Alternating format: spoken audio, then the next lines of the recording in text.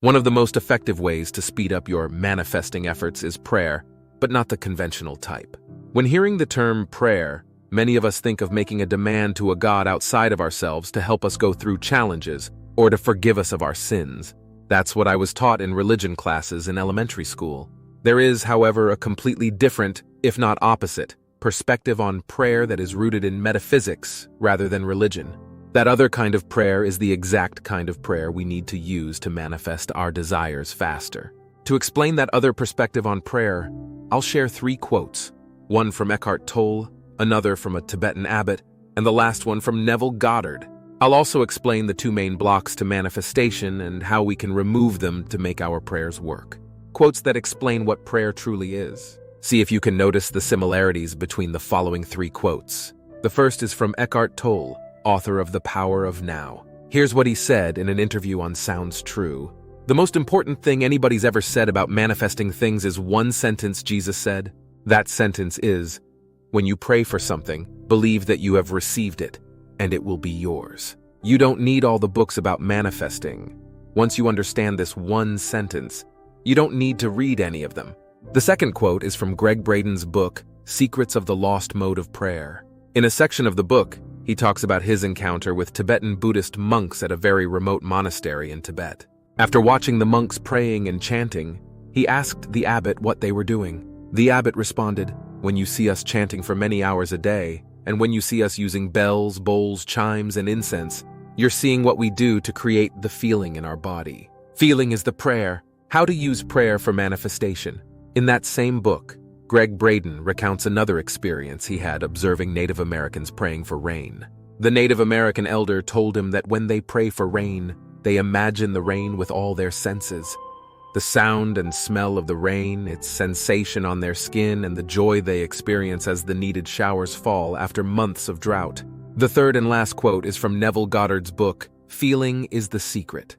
To impress the subconscious with the desirable state, you must assume the feeling that would be yours had you already realized your wish. Prayer is the art of assuming the feeling of being and having that which you want. As you can see in many spiritual traditions and native cultures, it is mentioned that prayer is the art of manifesting by believing and feeling as if something already is. It implies that we must be a vibrational match through our thoughts and feelings for the things we wish to have before we can experience them in our physical reality. However, we usually face 2 main issues when trying to manifest something. The first one is that we often don't know what we truly want. The second issue is that unconscious blocks, like fear, doubt, and limiting beliefs, often prevent us from truly believing that we can have what we want. Let's see how we can overcome these 2 obstacles. Do you really know what you want? Daniel Raphael, a multi-millionaire manifestation coach and wizard, says that the most common thing people get wrong with manifestation is that they think they know what they want, but oftentimes it's programming. It's not really their true desires or what they need. Manifestation is about getting out of the way, surrendering to the higher vision, and humbling yourself to receive what's in your highest good. And what's in your highest good is in the highest good of everyone. He's saying that most people have difficulty differentiating their heart's true desires from the wants of their egos or those that come from conditioning. Your heart's desires are those that come from your soul. They are your natural interests and what you genuinely feel curious to explore. You feel alive, energized, and joyful when you think of those desires. You feel a relaxed, open, and expansive feeling in your body. Those desires are showing your truth. They are breadcrumbs guiding you to your dharma, purpose, or personal legend, as Paulo Coelho calls it in The Alchemist. The wants of your ego are rooted in feelings of fear, lack, and need, like the need for recognition, to feel worthy, or perhaps even superior to others. I'll give a personal example. The wants from conditioning are a little trickier because they come from the programming in our subconscious minds that we are usually unaware of. For example, I went to university and got a degree because I was told that smart people got college degrees growing up.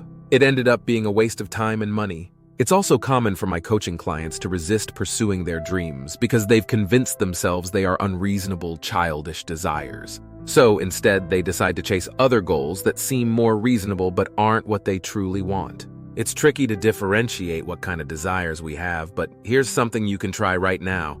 Write down what you want. Next, write down why you want it. Ask why 5 times to go deeper. Then look at what you wrote, why you want each thing.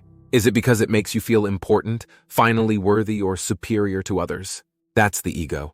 Is it because society and perhaps your parents told you that it's what you should do? The word should being key here, that's conditioning. Is it because it makes you feel alive, inspired, and expansive? That's your heart. Let's end this article by looking at another element that blocks our prayer. Unwanted subconscious programming. How to remove the blocks in your subconscious mind.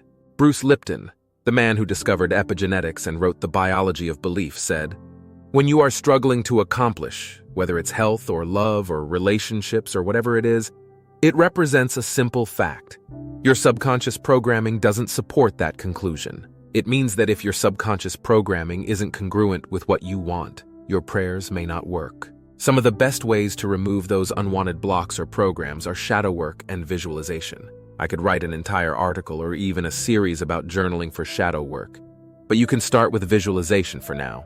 In a nutshell, you need to visualize yourself doing or having what you want and try to feel grateful for having it. Feeling thankful for having what you want is powerful because, as Dr. Joe Dispenza wrote in Becoming Supernatural, gratitude is a powerful emotion to use for manifesting because normally we feel grateful after we receive something. So the emotional signature of gratitude means it has already happened.